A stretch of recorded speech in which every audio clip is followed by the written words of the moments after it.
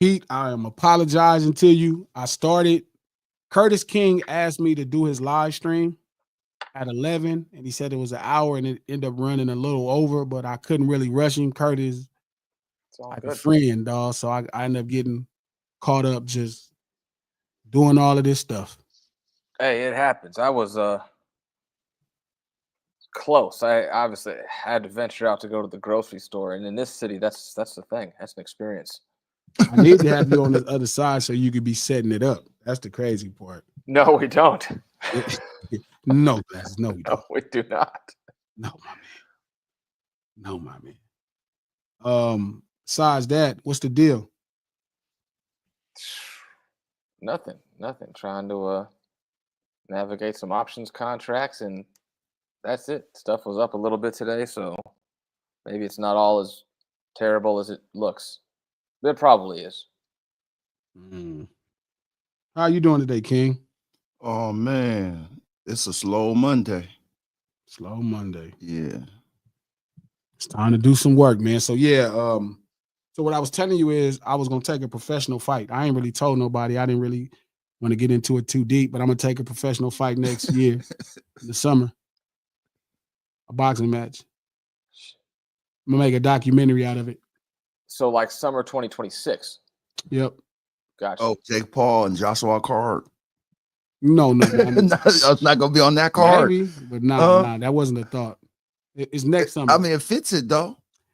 I'm not really looking for. I'm looking more for the film. So there's two things. Okay. There's two things that I'm looking to do with the film company, right? And one of them is really take the culture into places that it's never been. You know what I'm saying? So it's like I thought about making a film. Like I watch a lot of boxing. I got a lot of shit to say about boxing. So I feel like it's only right if I let somebody punch my motherfucking face and then, before I be talking shit about somebody. You can't be scared and then be sitting. You can't be a couch warrior, man. So I feel like I'll be 46 next year, right? I want to take one fight. How you gonna pick your opponent? Buster Douglas. We're gonna pick another amateur, somebody that never had a fight. It's probably gonna be in TJ. We gonna film it. I'm not trying to promote the fight and make it a big thing. It's not like I'm finna have a boxing career, but can we have the fight in Hong Kong? The place in TJ, not in China, but Hong Kong, TJ. Yeah, sure. Nice. Yeah. So it's like it won't be big in China then. It'll be a little small fight. Hong Kong's Tijuana's most prolific strip club. Oh, it's a burlesque house in club, TJ. Sorry. Oh, I'm so sorry, Pete. I gotta remember who I'm talking to. Okay, Pete, I'm with you all the way. I'm down. It's a burlesque house in TJ. But I felt like it was right. Like I would, I got so much to say about boxing. You know what I mean? Taking a fight. If somebody gonna punch me out, that's fine. You feel me? They was like, what if you get knocked out? I'm like, that's gonna mean it's a better movie. You feel me? But you know what I mean? I'm not scared either way. I just feel like I love boxing too much not to try it. You know what I mean? One time. So making a film on training, getting ready for a fight, going to spar and work with some of my boxer friends and letting them talk about hip hop, and then having fun with my hip hop homies and letting them talk about boxing. You know what I mean? And all the way into this fight, getting ready for this fight. You got a specific gym you're gonna go train at? Nah, I ain't made up my mind yet. Are you gonna do like Rocky and just, It'll be a little bit of both. Okay. Yeah, it'll be a little bit of both. But I'm not looking to fight another celebrity. Like, I'm looking to fight somebody that's their first amateur fight as well. Not some dude that ain't serious. I want to fight somebody serious about boxing. So but there ain't no celebrity out there that you a fight that don't get along with you. Everybody don't get along with me. Shit. Yeah. Pete, what you say? So we don't want to make it a circus. We want the other person to be about their craft. Yeah. And if you fight another, like I thought about that, we talk about another rapper, and I'm like, that just sounds like a fucking circus. You know what I mean? That don't really. So you want to really test your skills and your level of what you learn. I mean, I don't have no, I just know what I know about it, but really, I just feel like this is more about America. We sit back and watch these professional athletes and we be critical, man. We got so much to say about these people doing their job. It's like being a rapper. People got so much to say about making a song or who dope or who whack. And it's like, man, you couldn't make a song. So I feel like, you know, I watch a lot of boxing. I just watched one of my favorite boxers, Sebastian Fundora, one of top 3 favorite fighters from out of he's out of Coachella, California. He defended successfully. He defended his 2 titles at 154. And I knew I wanted to do it. I wanted to take a fight. I wanted to fight. I want to get myself. I want to go through a training camp. I want to get myself in a fighting shape. I want to go through all of the stuff that the athletes that I enjoy, you know, that I comment on go through. I feel like it's fair. Like I want to live it. You know what I mean? One time in my life. And I don't, you know, coach was like, I was like, man, if I get knocked out, that'll make a great movie. He said, that ain't even my fear. He said, you're going to be fine. He said, my fear is you go in there and knock somebody out. And then you're going to want to fight again. I said, nah, I'm not going to want to fight again. I just wanted to do it. And I thought it'd be a great film, Pete. That's all. I thought it'd make for a really great movie. Yeah, it'd be a good documentary. You know, going through that preparation. Sure. So that's what I've been working on. We just figured out the name of the film company. It's the first film, you know what I'm saying? So I'm just excited about it, dog. No Ceilings Live, the lunch hour, every Monday, Wednesday, and Friday right here at noon Pacific Standard Time on Digital Soapbox. Click that thumbs up button. Let everybody know you're in the house. If you're on Twitter, retweet this link. You're on Facebook, share this post. Tell a friend to tell a friend, cuz. We do this stream to support the No Ceilings podcast. If you look below in the bio, you feel me? There's a link right there to the last podcast we did. It's excellent. We got another great podcast dropping tomorrow. You can go listen to the No Ceilings podcast on Apple Podcasts or iHeart Podcasts or anywhere you get your podcast from. The No Ceilings podcast, executive produced by Charlemagne the God, the Black Effect Network, and iHeart. And we out. We off of this motherfucker. We off to getting ready into this conversation. So yeah, I was just talking to the homie Curtis King, and it was dope, right? Because Curtis, somebody I've been knowing since he first got in the business. And he did most of the stuff for White Lightning too. Your Favorite Glasses Malone album that never came out. He produced a lot of it. But we were just talking about different things in hip hop and media spaces. And it just made me think about it, and talking to my homeboy Cass and AD this morning and Simba. And I agree with him that hip hop is going into a space to where, like, the corporate dollars are not going to be behind it. And that means it's not going to be what it was for everybody. Like, the only people that's going to be around it is people that can make business out of it, which is going to be very few, or people that really love it. So I'm actually happy with where hip hop is going. You know what I mean? Like, I'm not afraid to get it out the mud with this thing. I never have been, but really now more than ever before. I've never been this certain about anything in my life. I've never been as certain as I've been about anything in his life as I am with hip hop. Like, you know what I mean? Like, it's going back into the 80s for sure, but I'm happy. I'm happy to be here to see the 80s again. So what you mean by the 80s, going back to the 80s as where it's at now? I mean, they didn't really have corporate dollars. You know, LL Cool J, you know, they did a decent job, but he didn't get the marketing dollars that the guys in the 90s and the 2000s had, let alone a Treacherous 3 or Curtis Blow or, you know, Melly Mel and the 5, you know, or, you know, the Fat Boys. They didn't really have the same type of corporate dollars. NWA, Straight Outta Compton, was not as big as people think it was in real time. Like, I think people look at today's hip hop, and when we say something is big and everybody know about it, they think Straight Outta Compton was like Playboy Cardi's album. That's not how that happened. It didn't have this big lore and fanfare with, you know, everybody that knew. It was a grind. You know what I mean? Like, people don't realize Tone Loc, Funky Cole Medina, and Wild Thing came out on the independent label. You know, they didn't realize how hard the 80s, Rakim and them had it. They were not gifted. You know, they did all of the heavy lifting for the 90s and the 2000s. Okay. Short make more money now than he ever made before, right now. So again, it's like it's hard to explain to people, because they see it differently. They don't look at it could have been a slow burn, right? Shout out to Engine Number 9, right? And he brings up this point. He said, Straight Outta Compton went 2 times platinum. Took a long time. Remember, they have a movie now. You know what I mean? It's 1,000 things now that it's double platinum. It's years and years of Dr. Dre's success, Ice Cube's success, Eazy-E's success.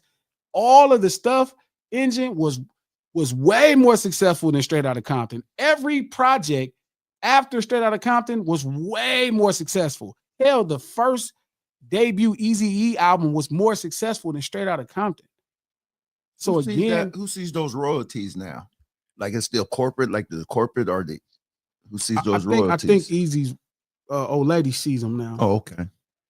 Okay, you know what I mean? So it's like I'm not upset at corporate dollars. I'm gonna get corporate dollars because I'm at a place culturally where my cachet is just like I'm so culturally wealthy at this point. But I'm not even looking forward to, people looked at that corporate dollar to make them rich. Like I saw Kanye go on a rant and he was complaining why he didn't want to release his music on streaming sites because he wasn't going to be able to pay to have a #1 record.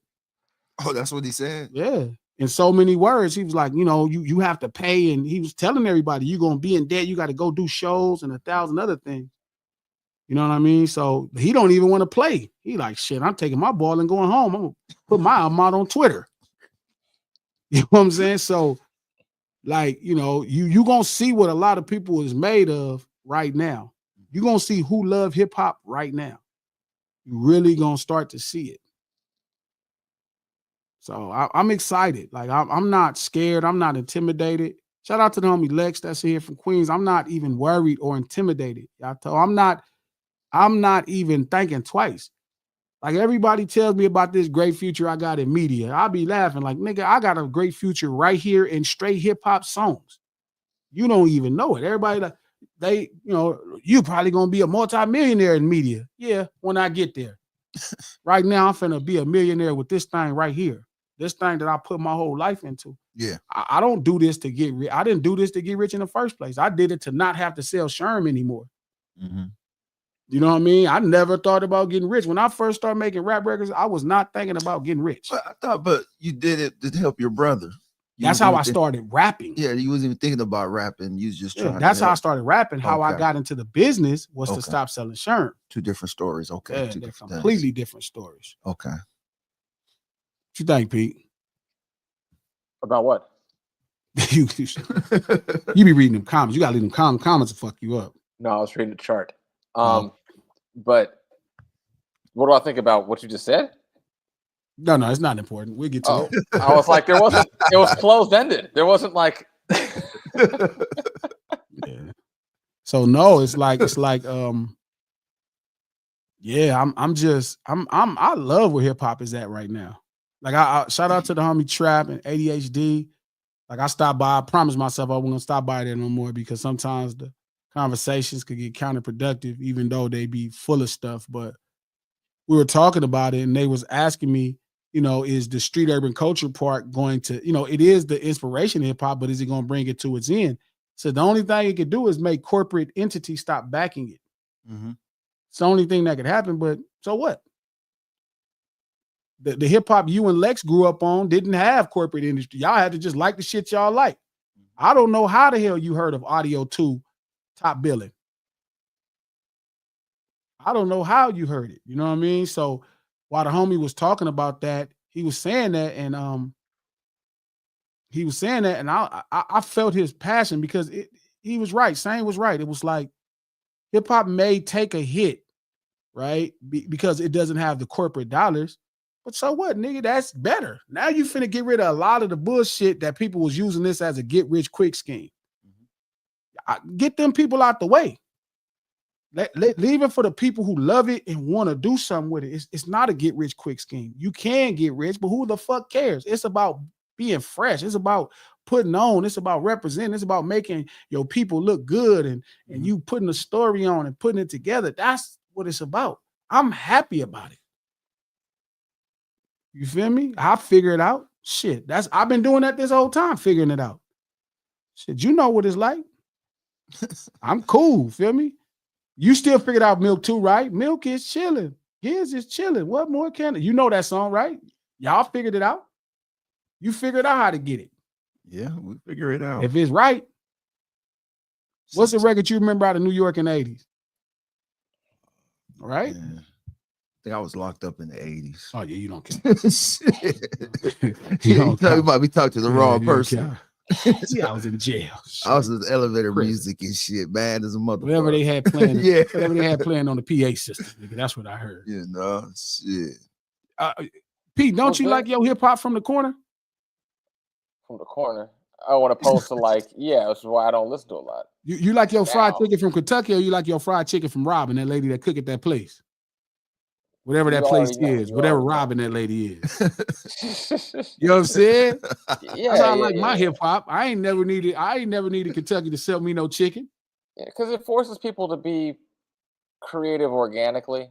You know, I mean, there's always going to be like low budget spin-off people, but My boy, of course we cool. Man, the homie cuts me out the other day. Shout out to Mustafa the Great. Yo, G Malone, we cool, fam? We was talking and I was saying he was ignorant. He was asking me about hip hop, and he was saying like, he was saying, man, there ain't no other genres of music where they talk about shooting each other and kill each other. I'm like, nah, it's corridos. He was like, man, no, what the fuck is that? I said, I'm asking he said, the man, same thing. What is that? I said, that doesn't mean just because you're ignorant, that doesn't mean, you know what I mean, that it does. He was like, Glass, now we ain't got to start with the name calling. I'm like, bro, like, you know damn well, like you done heard me talk to a million people. You know that ain't even my style. But again, you know, that's some hip hop shit in the first place. You know, you hear some, you be like, nigga, because back when you black, you know, that was something our parents called us being a dick. You like ignorant ass. That I don't mean it like that. I mean, you didn't know corridos existed. there needs to be like a bit kind of crafted around, like, you know, there's another word in the world that has a significant impact as to the usage of the R. Yeah. That needs to probably be applied to ignorant, like 2-syllable ignorant versus ignorant. Facts, like if you facts. force the R, we're yeah. speaking it in a classical sense. If you, like facts. And I was saying it, and then so I didn't say it no more. He was like, fuck it, Glass. No, but I'm saying for real, like, he's right. Like, you right, Mustafa, you right about that. I do think it could be the end of the corporate dollar. Well, so what? This was all, it's back to us. How could we be mad at that? Yeah, we shit? always survive. Yeah, shit. I enjoyed hip hop when I was a kid. Feel me? Like, shit, whatever. What people forget, though, we have a knack for bringing value to whatever we do, regardless of corporate dollars. Yeah. That's why corporate dollars come to us to try to get the value that we created. So they could do whatever they want. We'll figure something else for value. Yeah. That's how I feel like, oh, it's cool. It's right up my alley. Yeah. It's Get right them up off our my backs. alley. Get the eyes off of us. Yeah, Let us right up roll. my motherfucking alley. Like, yeah, okay, whatever. It's prime for me right now. This ain't finna get no better than me right now. So I love it, but it's create value. The markets will find you. Yeah, that's what I'm saying. We just you purge out the nonsense and you force a more efficient like paradigm as far as like just value creation and creativity, and not being boxed into this numeric, you know, okay, we signed you, we want you to work with these 4 producers. This is the most, you know, low risk pathway for us to get the money back that we invested in you. And you can see that happen with everybody who gets signed. And that's what's made the genre so lethargic, it seems like, for 10 years. Yeah, but that's Kentucky Fried Chicken. Yeah. That's like getting your soul food from Kentucky Fried Chicken. That's what's been happening. You've been getting your Mexican food from Taco Bell for the last, 14, 15, 16 years. You know what I mean? Like, it's like, oh, Taco Bell gonna run the business. Where we gonna get our Mexican food from? That's cool. I know a lot of people that cook. I know which corners to go to. You feel me? I know who got it. I know where the best is at. Kentucky Fried Chicken could go out of business today. That don't mean I'm gonna stop getting fried chicken. I'll sell it myself. You know what I'm saying? make it ourselves. Yeah. What? Simple. So he's right. I think that's his point, but it's okay if corporate dollars, you know what I mean, get out of it. I'm cool. Well, corporate dollars sometimes get in the way anyway. They for sure in the way right now. So corporate dollars is, not the best thing at times. And that's true with even in the chicken game. Like you have KFC, and then somebody else makes some chicken. Say like Popeyes makes some chicken, and there's not a trillion of them in the beginning, but there's a dozen, then there's 100, and then it gets bought out by some big entity, and now the chicken sucks, and there's 50 more about no fucking restaurants per square mile. And they don't know shit about no fucking chicken, so they fuck it up. Oh. Shout out to Name Brand. It's a cycle that's gonna double back eventually. Facts. And I ain't worried about when it double back. I'm good. It don't gotta double back. Shout out to Mustafa the Great. I actually think corporate dollars is what incentivized the nonsense. I agree. And I agree we need to complete. That's why we here now. Shout out to K-Way. Best Mexican food is right here in Dago. I actually agree with that too. It is. And we're number 2. So, but I'm saying the point is. No, we got a comment about, I don't think Churches is very good. I'm not spending money on fried chicken that comes out of a window into my car. Like. That's Texas. That's Texas fried chicken. Nah, I'm cool. I've never been a fan of Churches. I was like, as soon as I had it, I didn't get it. Shout out to Yato D God. Everybody knows to go to Churches. That's that Texas fried chicken. I don't know. I'm gonna go where the spot. Shout out to Phantasma Fanto. What's the deal, Playboy? Cat Williams, 2 LP, half hip hop, other half musical genres, as above as below, dropping April Fool's Day. He announced it on Jimmy Fallon. Thoughts? He dropping on April Fool's Day. He gonna have to drop it because that sounds like April Fool's joke to me. He might, because we recorded like 7 songs.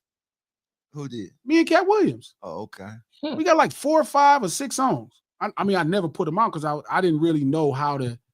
I didn't really get how comedians could be in rap. I mean, obviously Snoop Dogg goes along with Duval and makes it smash record, but I mean, I didn't know what in the sugar-free video. Yeah, I didn't know what to do with it when he did the songs for me. He came to the studio, gamed me up, cool, and did the song. You know what I mean? But I didn't know, so I'm gonna wait on that because it's on April Fool's. But you've been holding on to him though. No, Tommy got him. Oh, okay. I don't got him. I mean, he did do the movie about the right track, so I mean, he's down to just release some shit.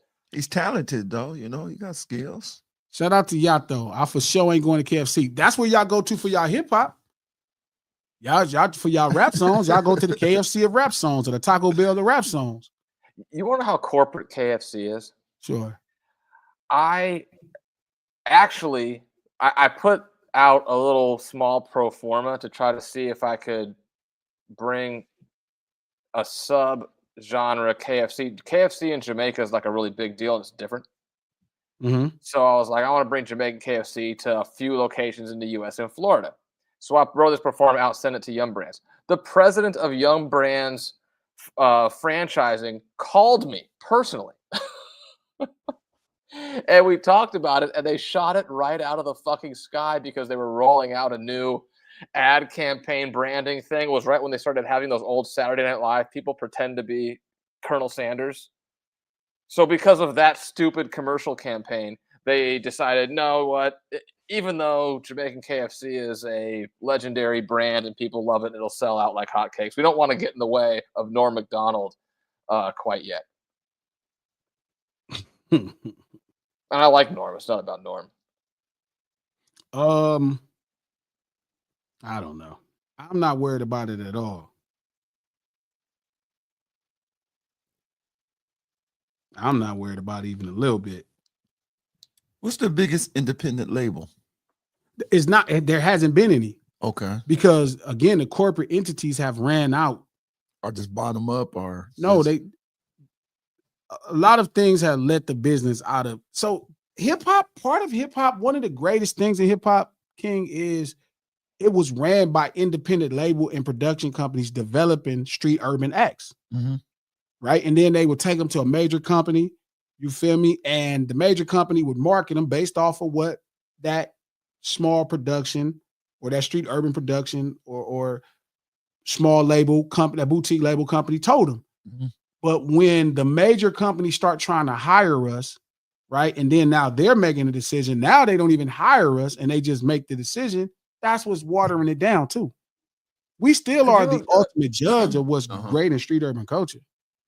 Could you diagram a little bit as to how that layer of, like, say, for example, Death Row, Interscope, No Limit, Priority, whoever's above or owns Priority, like how that kind of layer cake works?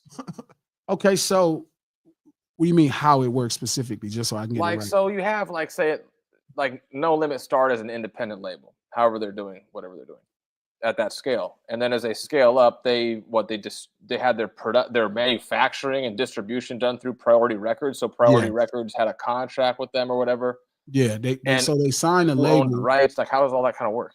So it depends. Every deal could be different, but like Sure. Master P and Brian's deal. Shout out to Brian Turner, who was partners with Mac 10 on my deal with Cash Money. Most That's people what I was don't know asking that. about your deal as example Yeah, of so how that. part of my deal with Cash Money was with Brian Turner and Mac 10. They were partners. Most people don't know that. So the person who opened, started, and ran Priority, Brian Turner, was a partner on my deal with Cash Money with Mac 10. So that deal specifically was a P&D deal. It had marketing assets, right? Is Press and Priority its own distribution. independent company, or are they owned by some greater conglomerate? Priority is a distribution company, the only distribution company in hip hop at that level. Okay. So they were a unique situation. Brian is a wealthy man and very smart and cool. Great guy. Brian is great. So they're their not, deal was a Priority's not a P&D. label, it's just a distribution company. They can function as a label, Okay. but they're not. Like, they don't necessarily pride themselves. They're a distribution company that can offer Mac 10's deal, Ice Cube's deal. All of those deals were at Priority. They found guys that could produce their own music. They're not the kind of guys, they're not a record label normally can develop a record. Priority didn't really, that wasn't their strongest suit. They could, but Ice Cube, those guys knew how to make their own records. Master P had a whole in-house situation with Beats by the Pound. Somebody like Interscope will get you a producer. The Cash Money got me producers. That's not what was happening. How does that compare different from like Death Row and Interscope? Same thing. Death Row was Death Row before Interscope, right? Sure. So it's Dre and Suge. It's the marketing mind of Suge, the production of Dre. Wait, Interscope isn't like a larger corporate distributor, like a similar role to Priority in that relationship? No, I don't know much about Interscope is still a record company. So they partnered with Death Row, and then Universal Music distributes Interscope. I think at that time Polygram had something to do with it. Okay. But so that was a boutique label, right? Death Row was a boutique production house or a boutique label. They had the production from Dr. Dre, Yeah. and then Daz developed and different people. And Suge would come up with the marketing ideas. They would go to Interscope and say, this is what we have. And then they would say, this is what we think. Interscope will respond back on how to market it. But now you have record labels trying to develop, like major companies trying to develop records and figure out how to market them. So they removed the street urban perspective off the marketing side of it. Gotcha. Now it's just the rapper and whoever we get you to make beats. So it's that's a big part. Like, to Mustafa's point initially, right? It's really about it's a really big thing when it comes down to corporate dollars coming in, because the first thing you start to do is move the other people out the way. It was a big thing happening in LA. Pete, you remember we used to go to all the parties and stuff? So all of the club owners hired promoters or did deals with promoters. Yeah. Right? It was like, hey man, we're going to give you this cut. We'll give you the door. We'll just keep the bar. Feel me? Bring people in. Yeah. They got those clubs popping. First thing they did was fire the promoters. They said, we're not going to do a deal with you, but everybody already know about our clubs. That's what's happening in the record side of hip hop, not just the party side, but the record side. What was the name of that group and I think they bought a building in Vegas, like SBE or something? Was that? I get my 3-letter outfits confused. I remember they had like Supreme Team was a group of promoters or whatever the hell. I swear SBE was like another group. They had a bunch of clubs. My brother had Fire Squad. So the awards, like, do you think the hip hop awards with these different shows is authentic, or you think it's corporate? No, they're corporate. Produced? Yeah, they're corporatized. Okay. Shout out to K-Way. Thank you for the $5. As long as corporate entities can profit off recycled Black trauma and Black death, I don't think the dollars go anywhere. We got to change it, in my opinion. They gonna go because they wasn't there when they wasn't profit. They not gonna be there because they don't want to take a bad look. K-Way, like, it ain't really about money as much as it's about looking bad. They don't want to look bad. Shout out to A&Rs now. Shout out to No Cut. What's the deal? A&Rs now have marketing backgrounds. They used to have music backgrounds. Oddly, no, because the A&R position has always been a marketing position. I know it sounds crazy, right? But here's some cold game, bro. Like the A&R is truly a buffer, a marketing buffer between the production and the label. So their job is to develop a marketable product. So whether that's an artist, right, or whether that's a record, right? So a lot of times their job is not necessarily like people think to put together an album. Their job is to put together a marketing, a product that's marketable. That's the trick, a product that's marketable. That's their job. It ain't really about, they didn't have to A&R the Chronic. They just had to communicate with Jimmy Iovine and his team, this is what we have to sell. And then they go back and forth, and then they finish shaping the marketable product. So they always had a little marketing background. They knew a little bit more about music, but it's not necessarily a part of the production. The A&R is not really a part of the production, part of an album. It's part of the marketing part of an album. Weirdly, I didn't know that. They're in the marketing department. Shout out to Diamondback Photography. Thank you for the $5. When producers send beats, do rappers prefer stems so the engineer could mix, or do rappers prefer the beats already constructed and mixed as is? That's a great question. It depends on the type of rapper, right? Some rappers are just rappers. Me, I won't even fuck with the music if you don't have the stems. Like right now, Battle Cat, we just did a song with Akon and Snoop Dogg. I need the stems. And Battle Cat got 2-track smash hit records, but I'm like, I need the stems because I need to be able to control more so I can maximize how great the records sound. So I'm a record maker at this point. Like I've ascended to another place in creativity when it comes to hip hop. But a rapper that's just a rapper, he don't want no damn stems. Send him the beat and he gonna rap. But as a producer, you do yourself a disservice weirdly when you just give somebody a stem and you don't maximize how great the record could be.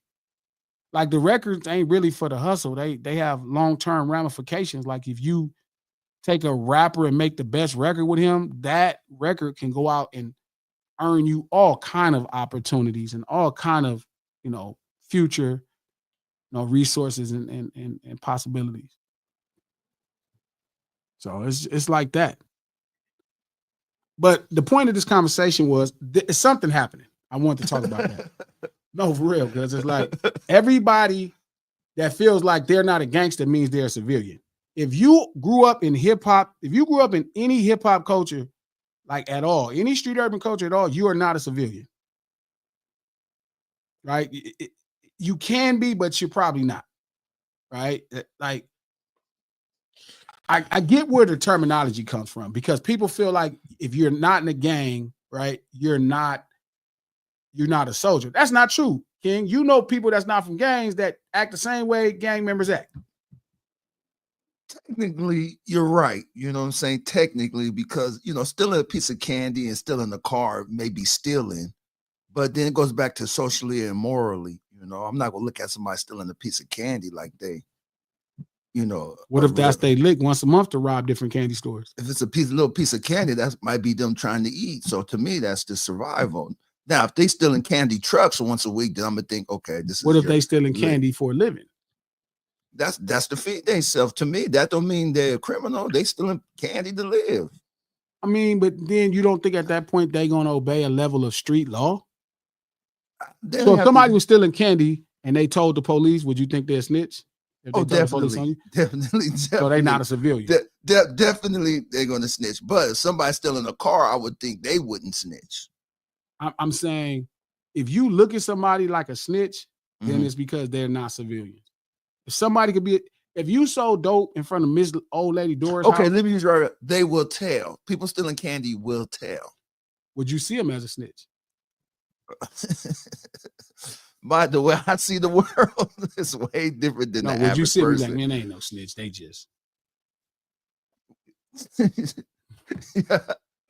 Yeah, they would tell. Shout out to K-Way. G, do you prefer to hear a beat first or write the song, then search for a beat? I'm definitely a beat first person. Like I'll have an idea and then I may construct a melody, but I believe in music. I believe in records. So it's always the music first. But again, my way ain't right. You see Elton John's career, shit, his shit work. You see Nas' career. So it can work both ways. I Elton just John don't know how bought to do into it it though. Huh? Elton John bought into the system. Yeah, but Elton John a bad motherfucker. Shout out to Phantasmas Fanto. Thank you for the $5. One thing Death Row has done with their relaunch, their R&B selection is A1 for projects. They just released Charlie Burrell and his LP is not. I swear to God, bro. Fanto, I was just telling Snoop that. I told him that this was about a month ago. I was just telling him, like, yo, I'm really proud of how you took Death Row and fulfilled the R&B thing that y'all always wanted to do from the start.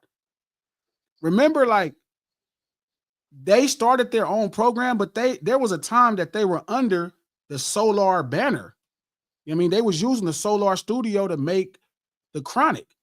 So I told Snoop I was so impressed with what they were doing with R&B with what's young homie? They got the Marvin Gaye stuff. He sound like Marvin Gaye. And then Charlie. I'm like, this is your lane. Like I DM'd him this white kid. That's his name, October London. But I DM'd this white kid that was singing his Isley song. I'm like, man, you should sign him. Because I would like to see Death Row resurge as his all-time great black R&B label.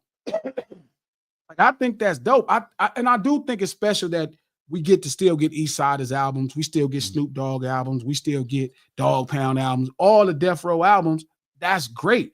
But man, what he's doing with R&B is so cool to rewrite the legacy. Snoop feel for the game, bro, is so underrated to me. His wisdom for the game and living is so special and it's not talked about. Let's get back to your thought, though. You were saying that you wanted to talk about. Oh, civilians? Yeah, let's get back to that. Look, my belief is if you live the life, I don't care if you're from a gang or not, you're not a civilian. Okay. If you out here committing crimes and shit. Doesn't matter what type of crime. Committing crimes. Okay. Like not you committed a crime. Okay, crime. Any type of crimes. If you're committing crimes, if you're a criminal, not in the white people sense, but like you live your life committing crimes, your ass, I don't care if you're from a gang or not, you're not a civilian. I agree with that. So that's my point. I think people feel like I tell Problem all the time. Problem be like, oh, I'm a civilian. No, you're not. He wants to be a civilian. I don't even know if he want to be a civilian. He identifies as a civilian. I think he's full of shit. You hear me, Pete? Yes. Another story. Man. But yeah, there is a difference. I see the difference. You know, if you do commit crimes, there is a different type of standard. You know, and you saying that tends to come from the hip hop side of culture. Street urban culture is that, right? The artistic expression, right? So it's the same environment that shaped the culture there that we all grew up in. Now, again, if you grew up in hip hop, right? Civilians, right? The goal is not to break the rules. It's hard for hip hop because hip hop told us to break the rules. Yeah, true. Like I said, if your mom told you you got in that fight to go hit that little boy back, I don't care what happened, your ass broke the rules. So I'm not gonna say that person ain't a civilian, but if you keep following that line of thought where you breaking the rules to get a point across, you probably ain't that civilian. You ain't a civilian like you think you are. Yeah, rest in peace to Jewels. Jewels passed away about it. So snitching is their way of trying to be a civilian? What's funny when me and Problem was arguing this about that, is that their way of trying to be a civilian? When me and Problem was arguing this, I was like, so next time you get into some shit, I want you to call the police. Class, I ain't never called the police. To stop saying you're a fucking civilian. Yeah, because civilians call the police. Yeah, is that it? Oh, it's interesting to say the least. I don't know. I'm pleasantly happy where hip hop is right now. Is that because you see where it's going to go? I don't see where it's going to go. I see the landscape a lot different. I see where my opportunities are. I see where I could represent us. And I'm just happy about that. And I'm not worried about who's not going to finance the opportunities. I'm going to make it work anyway. I'm just that much in love with it. But don't like real hip hop go back to like a real, like a power energy type thing where you can almost say like the energy of God or something brings you get through survival and gives you the skills and the Sure. perseverance. Sure. You know? I believe that's true too. Okay. I believe that's true too. But like hip hop is in a great position if it's back in our hands. Mm-hmm. It's not in good hands when it's in mainstream America's hands. I'm trying to stop saying white people, mainstream America's hands. Right? Because it's like chicken. It's like fried chicken in mainstream Americans' hands. It's not going to be right. Mm-hmm. I mean, it's like tacos in mainstream America's hand. It's not going to be right. There's going to be the things that's right in mainstream America. I don't even know. Is there anything that's right in mainstream American hands that we consume that's a cultural thing? That we consume? Yeah, like No, because what's the most mainstream difference. place you can get spaghetti from? My stove. She said No, buy a no, no, no, stove. no. I'm Is saying that what you what's the said? most mainstream brand? I heard you. He said buy a stove. What's the most mainstream place? Was like Olive Garden or something? Shout out to No Cut. Yeah, is it like Olive Garden? God help you if you're eating at Olive Garden. But Don't ruin my moment. and the reason that this is true is because it's like It's pizza Italian too. it's- Just so you know. Yeah, that's the same. it's profit inefficient to do the extras. It's streamlined for margins to take the extras out. And the difference between really having a soulful experience in however that transpires, be it food, be it black, be it Italian, be it whatever it might be, clothes, whatever. When you start infusing money into a thing that's not yours, you're just trying to get the more money out of the thing. So you just start bleeding out all the stuff that makes it the thing until somebody notices, then you have a problem. But the goal is to just bleed out the inefficiencies, and all the real essence is in those inefficiencies that are quietly peppered throughout the experience. I get exactly what you said. But that's how I feel like with hip hop. That's what, yeah, I'm saying it applies to hip hop absolutely in the same way. I can't imagine what Italian people who ate real pizza feel like when they eat Pizza Hut. Okay, and Indigestion. Pizza Hut might be cool, but but imagine somebody coming up to you with Pizza Hut like, hey, this is real Italian for we eating Italian tonight, and they show a Pizza Hut. Man, if I was Italian, I'd be mad as a motherfucker. Yeah, be like, this is why Northern Italians look down at Southern Italians. Shout out to Nick. G, how much you think music platforms like Napster, LimeWire messed it up? White boys like Metallica suing and $10 million and left the industry overnight.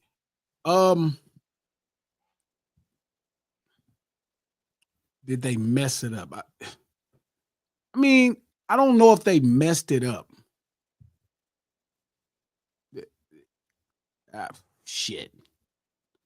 That's a real deep question, dog. I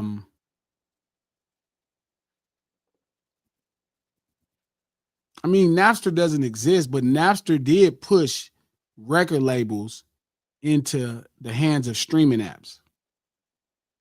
I mean, because they just wanted to get something. Maybe they might have messed it up a little bit. I don't think that much. I really think that streaming apps, they look a lot more like Napster and LimeWire than they really are like Napster and LimeWire. No, they're nothing like Napster and LimeWire. Yeah, I think as soon as you got major, the real culprit here is the fiber optic cable.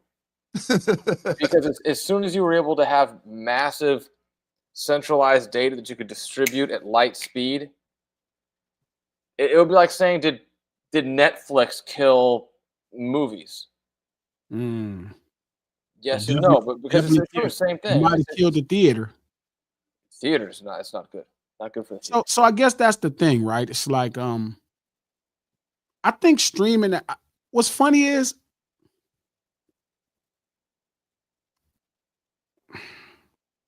I think this is the best time to be in hip hop as independent. Don't get me wrong, you can't play by the rules that's happening now. I told Lex and ADHD, Trap, all the homies this. Mm-hmm. This is the best time to be in hip hop because before if people liked your records, you had to go through someone else, like a real gatekeeper, to get it to them. It had to be in stores. And then they had to make it find. You had to be able to find it. Right now, everybody music is right here. You know what's an interesting like outlook on this is food delivery apps and the restaurant business. It's nice to go eat at a restaurant, but honestly, if you can just have it delivered to your door by somebody else, you see restaurants, like you go into restaurants now, the amount of app takeout that is allocated out of the kitchen and the amount of empty seats with no asses in them, et cetera, et cetera.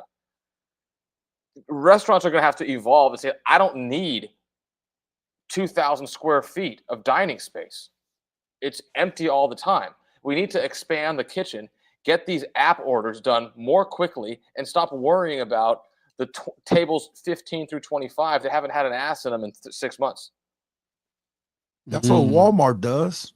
You go on Walmart, you don't see stuff on the shelf. It's all allocated for deliveries. Yeah. Can't even park in the front anymore. Shout out to the real Doc Holliday. Glasses. No, it's not the best time to be in hip hop. It's a death trap, homie. No, this is the best time to be in hip hop. I wish I had my phone line going. I actually, damn, Doc, if I had your number, I'd text you my number so you could call in. This is the best time to be in hip hop, bro. This is the first time nobody can block you from people. Kanye West has pissed off every last person that runs the music business and still was able to get his music to people. 30 years ago, there's no way possible he could have did that. That he wouldn't have never got that record to nobody. To nobody, right? So this is the best time to be in hip hop right now.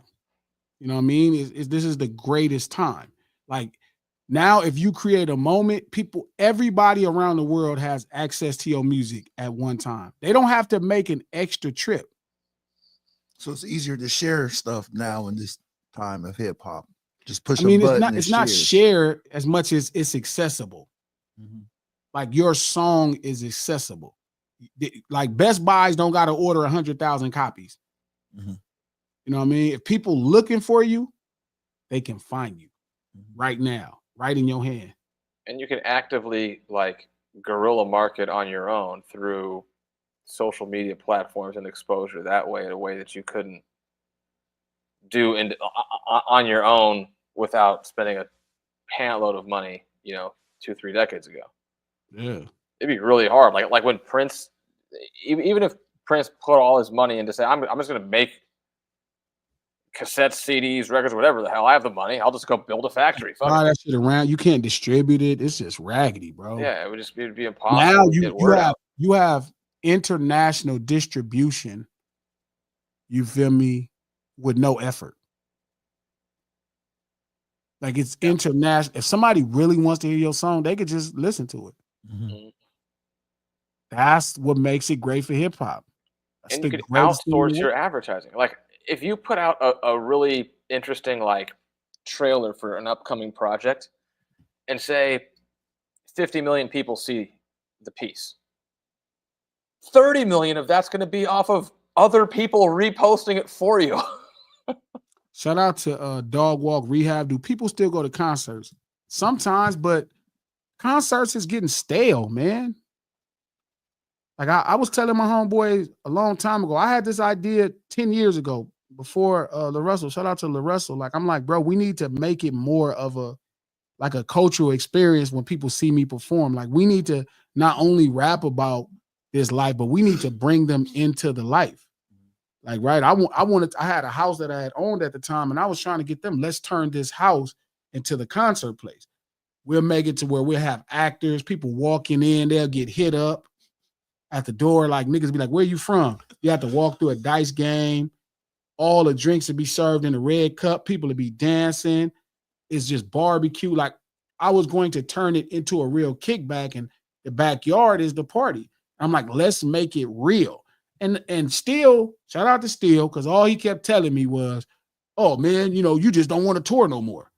I'm like, still, listen to what I am saying to you. Mhm. He couldn't listen because he was so busy trying to tell me I just don't want to tour. And I'm like, no, I'm telling you, we need to give people a cultural experience. They need to be able to feel like they got their money's worth. It was different in 1988. The only access, if you heard of Compton or Crips and Bloods, right, from Colors, the only access you had to them without getting on a flight was when NWA came to town. Yep. The only way you can see Compton. I heard of Compton niggas, but I need to see them. When NWA came, they didn't have to do nothing but show up. You knew that they was from Compton. Didn't Ice Cube tour with like West Side Connection at one point and have a lowrider on the stage? Yes. Yeah. That was the only way you could get the cultural experience. That shit, Pete, is over with. It's motherfuckers on YouTube that can't rap or nothing. They are in the hood sitting on top of the bench at the time, like, yeah, we got into it with these niggas yesterday. We was busting on them niggas, and them niggas can't. Nigga, they don't need the artistic expression no more. Like, if you was at the Last Supper, why the fuck do you care about that painting? You probably look at that painting like, man, that shit wasn't even like that. Imagine you was at the Last Supper and then, the painting come out and shit. You're like, man, that wasn't even how I looked. Them niggas wasn't even wearing that. That outfit was crazy. So I think we need to kind of enhance the complete experience of everything. Even when we asking people to come to the concerts. It should be a complete submersive experience. It needs to be immersive. That it needs to be totally. Yeah, you need to get banged on. As soon as you jump on the car, where y'all from, cuz? Yeah. But it should be too hot for winter shows because it's heated by open stoves and they're hard to regulate. There you go. Peter. I know. But I'm saying, so it's like, I was telling them 10 years ago, I'm like, yo, we need to give people a real experience, like for their money. And if they get that, they will give you their money. People give people their money's worth. Yeah, you've been saying that for years. But people don't want to. They looked at corporate dollars come in and you didn't have to work that hard. And everybody was scared of hard work. I just never been scared of hard work. What if we create a venue and we put hydraulics in the seats for the audience? And that way when they ride, you be getting a car. Hey. Shout out to I Got Fame. Thank you for the $2. Great discussion. Great interview this morning. Man, Kurt is my man, dog. So he gonna always bring it out of me. That's dope. But yeah, I want people to get more of the culture. I want them to experience it all. You know what I mean? So like that's the goal. Like even like that's the goal. I want them to get it. I got a question. When does it stop being culture? What do you mean? Like say culture starts something and then all of a sudden is it when it when it go too mainstream? That's when the like what's up stops. Ain't culture no more. Okay, yeah, that's what I'm saying. When does it stop being culture? When mainstream get their hands on it. Okay. What's up? What's up with some like shit that we say in the community? What's up? That shit ain't culture no more. That's everybody word. Okay. When something goes if it's used in a mainstream. commercial to sell detergent, the ship has left the port. That's true. Say that again, Pete. If it can be used in a commercial to sell laundry detergent, the ship has left the port. Okay. And it's happening real fast. So people don't got a lot of money. As much as all these niggas lying and everybody got a bunch of money and millions of dollars, it's all cap. People really want their money's worth. So if something doesn't carry social currency to engage with, that's what they spending their money on. It's all about them. Right? It's like, if I play this, if I post this on my Instagram, will I get likes and comments? So people don't, back in the day, you wasn't really looking for social currency in the same regards. They did used to have that. You wanted to be the first person on the block with something. Yeah, with something. Now, today, you want to be playing the shit everybody else want to play. You know what I mean? You just want to post it. It be a motherfucker dead, man. Motherfucker dead, and they post a picture with them and the dead motherfucker. That's the only picture on their phone with this dead motherfucker, and they posted with him. Like, he can't even take over your Instagram for that one day. You know what I mean? Like, all you got to do is post that one picture of him, and that's it. But nope, I got to be in that too. Motherfucker dead. And you in that picture with that motherfucker dead too. Let him be dead by himself. Man, bro. give it to himself. They won't even Yeah. post a fucking picture of a dead motherfucker by themselves. That's When funny. NH died, I remember posting NH and being sad, and I was looking at the pictures we got together. I'm like, I ain't posting none of this shit. I'm posting this picture. Everybody else picture them niggas together. Nigga, you didn't die, nigga. This ain't That's real about talk, you. though, but that's real talk, though. You This right, ain't though. about you. Nigga be like, yeah, man. That's like when niggas take that picture with you and it be like a rapper and you coming up be like, niggas is working. Nigga, you are not working. Yeah. But a dead person, you right. You said you take last of his glory. Damn, niggas can't have You nothing, right. bro. Nigga die and still can't have nothing. Yeah. Jess, what's happening? Niggas die and can't have nothing, B. That's crazy. Die and still can't have nothing. Still ain't go. If I die, listen, if I die, post me by myself, nigga. Yeah, that's some funny shit, though. It's the Don't truth, post though. me with you, nigga. Don't post a picture you got with me. Don't try to show people you knew me when I was alive. Post me by myself. Post me by myself. Don't, if I pass away, I'm not, but if I did, post me by myself. Don't post a picture with me. This ain't about you. It's about me. That one day in your life, you could make it about me. You could put me on there, let me be by myself, post a cool picture where I'm looking player and all that, cousin, by myself. Don't try to get my shine that one day I died. Yeah. I mean, it's the only real justification you get for having your own day. Really. Exactly. As a Yeah, man. you know, it's the truth. This is the dog. That's what I'm one saying. day. It's the truth, Yeah. dog. I saw people arguing because they name wasn't in the obituary on the pallbearers. Nigga. Were they arguing that they weren't in the casket? There you go, Pete. It's going into that space. Niggas gonna start posting picture with the body and Some already doing that. bro. Niggas just don't know how to just, you know what I mean? I am going to post, like, when someone I know dies, a picture of me holding a shovel with the hole in the background, like this. That's what it feel like, bro. That's what it feel like. Shout out to Nick. Thank you for the $5. Snaps on the chips. Appreciate that, bro. The West over everybody. The West Coast over every single person. You fucking right it is. But yeah, nah, it's like, I don't know. I guess. I got a question for you. Sure. So in societies, what is the West in society? Like me, when people say the West, you know, over everything else, I be thinking, they think of LA or California as the only West, or do they really go all the way up to where I'm Colorado is the West to me. I be cussing out the Okay. homies from Arizona. I be like, nigga, y'all the West. No, G, we the Southwest. No, you not. You the West. Okay, Only so that's the what I'm saying. West. Some people might not understand what the West is and think it's just LA. And You got to that's the tell West. some people. They don't be knowing. New Mexico is the West. Okay. Utah is the West. Okay. Colorado the West. The old West, Pac-10, nigga. When huh? I say the West, I mean The the old West. Pac-10, huh? Yeah, there you go. All that. The West. Okay. Feel me? So I don't, I don't believe it's anything mountain and Pacific time zone. Even that part of Texas, El Paso's low key is the West. Really? Yeah, I feel like El El Paso is the Paso's West. mountain time though. And they You be in address low Paso, riders and shit. They don't really Uh-huh. be in no slabs. They be in low riders. Y'all the Yeah. West too. It's way more New Mexico than Texas. Yeah. El Paso definitely feels like the West. Yeah. The time change, and it's weird. Like right around San Antonio's where it changes, and the weather change. Like when you go from dry Texas to wet Texas. You know what I mean? Mhm. Yeah, like that's brown me. to green. Yeah, El Paso, we claiming that too. Oh, 100%. It's mountain time. Fuck. Yeah. So Pacific Mountain Time is pretty much the West then. Yeah. And some of the mountains. Yeah, that's what you're saying. Some of the mountain time. Because Colorado is the West too. Okay. Yeah. I think a third of New Mexico is east of El Paso anyway. So. Yeah. And for sure, New Mexico is the West. Uh-huh. Oh yeah. Let me look at that map again. Hold on. Let me. It's probably. I mean, like there's like the actual continental divide, like just everywhere water flows west from, plus Denver. I'll tell you right now. Here we go. The West.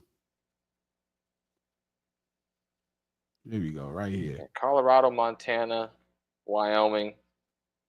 Yep. There you go. That Yeah, line. Mexico, That Texas. line right there. Yeah. That Montana, Wyoming, Colorado, New Mexico, El Paso. That straight line down. When you get to Kansas, That's the Midwest. that's the Midwest. Okay. Nebraska, Mm-hmm. That's the Midwest. Okay. But they got the West in their name too. So they so West. they get to slide in like It's would- because the country was started in you the notice like East when you go to first. Missouri and stuff, it's like, you know, St. Louis is like that's like our cousins, and Yeah, that's Kansas what I'm saying, City is like the Bay Area's cousins. cousins. Yeah. So That's you know, funny. that's the West. Yeah, all that Washington shit, that's the West for sure. And if the West Yeah. got settled first, we'd call the Midwest the Mideast. That's true. Bill Walton, to his credit, has some of the greatest like random things that he used to say on his broadcast, and he was always like super pro Pac-10 and pro West Coast, like to the max. My man Bill Walton. Yeah, rest in peace. Pac-10. Man, in one of his, he's doing like Arizona's playing like Utah. It's like not like the biggest game in the history of the world. It's like a Thursday night game. I happen to have it on for no reason at all. And he says, he quotes Jim Morrison, "The West is the best. Get in and we'll do the rest." And he says, if the Pilgrims landed in Santa Monica Bay, everything east of the 5 freeway would still be wilderness. I died laughing.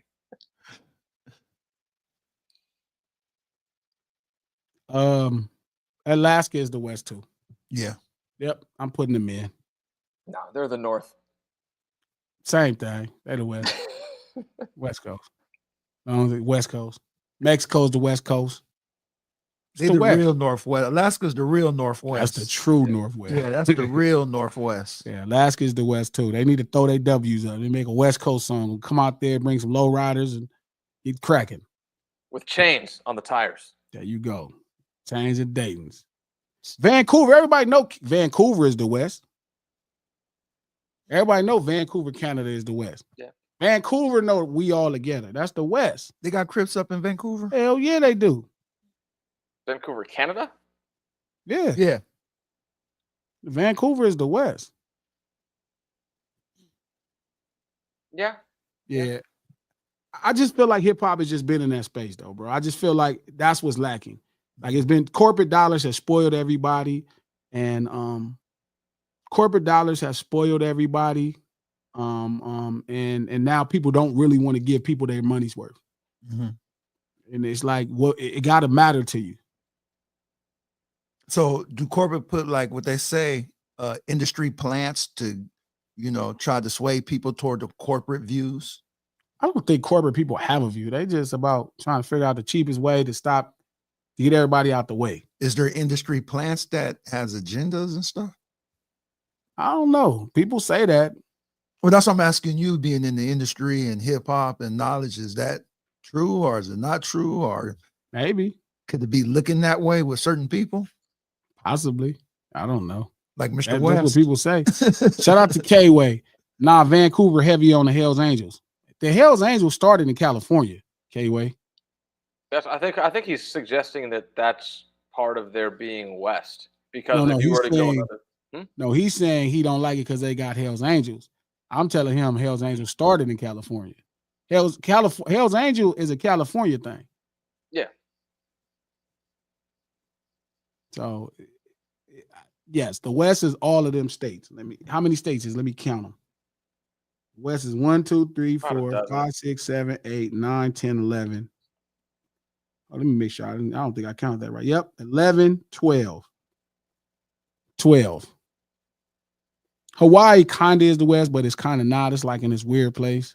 Oh, it's definitely the West. Yeah, they consider it the because West. it's probably more West than Alaska for sure. And I say that because there's so much Polynesian obviously overlap, and like you can go to parts of like Hawaii, like more like blue collar, not resort parts of Hawaii. Mm-hmm. And it's not that different from going to parts of Carson. No, I agree. When I go out there and mess with the homies, it'd be going down. But I don't know if they consider themselves the West.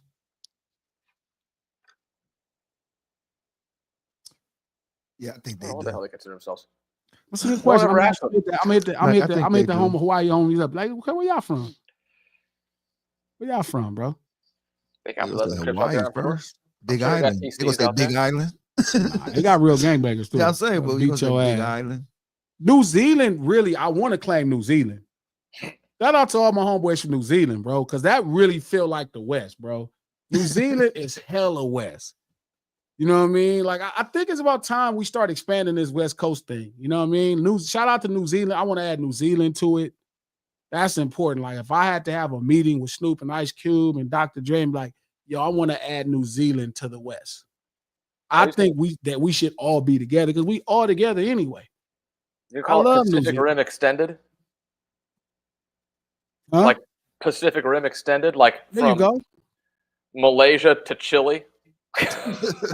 All the way. Just take the whole Pacific? Yeah, that's the whole thing. Anything that's around the Pacific. That's us. When does it change it to another ocean? What is it? When does it change to another ocean when you get to the other side of the land? Yeah, that's basically it. Yeah. No, because if you keep crossing the Pacific, you get under that like greater. It's not a peninsula per se, but you get beyond Malaysia and all that stuff. You're into the Indian Ocean. Keep going further west. Shout out to Michael Love. He said, "Nah, New Zealand is East Australia. Nah. New Zealand is West Coast. The furthest west you can start." There's a lot of Donald Trump in glasses, Malone. He's taking New Zealand the way Trump's talking about taking Greenland. Yes, it's a strategic positioning. When I see the homies from New sense, Zealand, Pete. when I see the homies from New Zealand, bro, I feel like I'm at home. I feel it. I be like, man, them niggas is like us. Cause yeah, they look like Japan. Sometimes the West is different, but New Zealand, the whole New Zealand is all West Coast. Everything about New Zealand is like we all the same. Japan's West. That's why they make wine there too. So, yeah. Japan's West be funny to me. Japan, oh yeah, they go west. They go west. Yeah, be funny. They go west. That Okinawa lowrider Instagram page used to have me cracking up. Yeah, man, they go hard. They got some good riders too. They got some cold riders. All right, we're gonna wrap it. No Ceilings Live, lunch hour every Monday, Wednesday, and Friday at noon Pacific Standard Time, right here on Digital Soapbox. Click the thumbs up button. Let everybody know you in the house. If you on Twitter, retweet this link so somebody can see this. If you're on Facebook, share this post and thumbs up it. You feel me? It's going down like that. We do this stream to support the No Ceilings Podcast. Look below. Check it out. Subscribe to the No Ceilings Podcast. While you at it, head over to www.thecripstore.com. Buy a hat. Thecripstore.com.